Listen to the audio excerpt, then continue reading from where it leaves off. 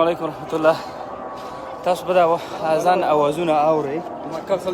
ولا سر کې یو مناره هم ښکاري، حرام مسجد دی، مسجد حرام.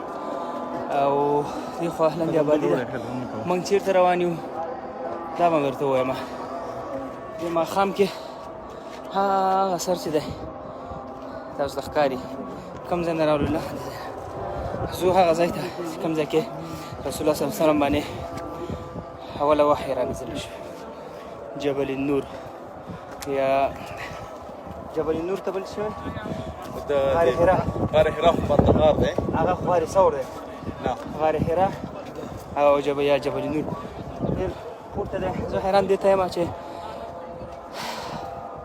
رسول الله صلی الله علیه وسلم دومره غټ غر ته ورته او هغه ځای کې عبادت کوو د چا په خاطر؟ زما او ستا په خاطر باندې. بره به ځو هغه به هم وګورو او بیا به هم ویډیو هم جوړه کړو. رحمت ورور څنګه؟ همداسې څه وکړه زه خپل ویښته لږ جوړ کوم. ورکړه ګومان سپاره